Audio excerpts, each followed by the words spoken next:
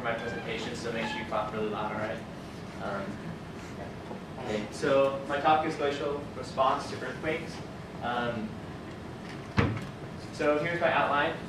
I'm going to give an introduction to why I chose this topic and what my project basically was.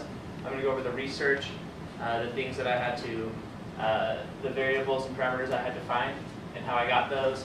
I'll go over my assumptions and limitations, the methods and equations I use. Finally, what I found and areas where we can do future research on this topic. So I got interested in earthquakes when I was on my mission. I lived through an earthquake there in Chile. There was a magnitude 8.9 earthquake, and it just totally destroyed basically everything. And we spent months doing service. I learned a lot about earthquakes, and I became very interested in them.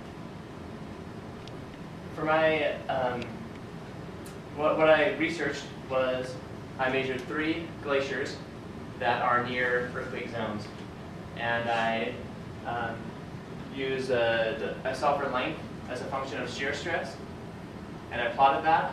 And the question I wanted to answer was, how does a glacier, how does its length change in response to an episode of an earthquake?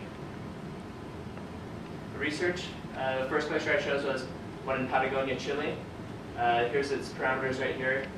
Its thickness, 170 meters, maximum height, 2,700 meters. I calculated the ELA and the average slope and the maximum height using Google Earth.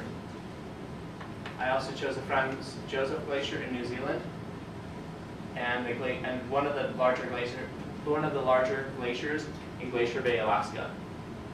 And they all had different slopes and different equilibrium line altitudes and different thicknesses. For earthquakes, I chose 3. The 1964 earthquake in Chile, magnitude 9.2 with a vertical throw of 8 meters. I chose the Wairarapa, New Zealand earthquake, documented by Charles Lyell. This was a vertical throw of 6.4 meters. And then the 1960 Alaska earthquake had a vertical throw of 13.8 meters. The vertical throw is what I use in my equations to estimate how much the length will change. The assumptions I made is I assumed that the entire glacier rested on the footwall of the fault, and so I didn't account for whether the fault was in the middle of the glacier or anything like that. Also, I didn't account for horizontal displacement. When I researched the earthquakes, there was a vertical displacement and a horizontal earthquake, or horizontal displacement, and I just ignored the horizontal for this model. And there were 2 glaciers, the one in Chile and the one in Alaska, that had calving at the end, which I didn't take into account either. And this is estimating how much it will change, but it doesn't tell you how long it will take for that change to happen. The methods I use, here's the equation for shear strength. This is a tau, which is shear strength. We've got the universal constants for ice density and the acceleration of gravity.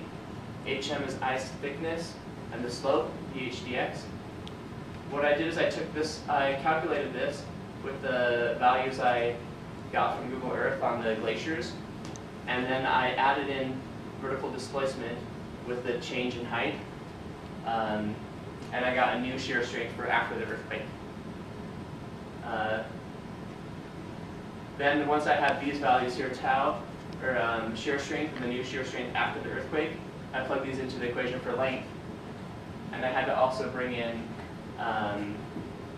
so here's a new tau right here, the new shear strength, and I also added in the vertical displacement for slope.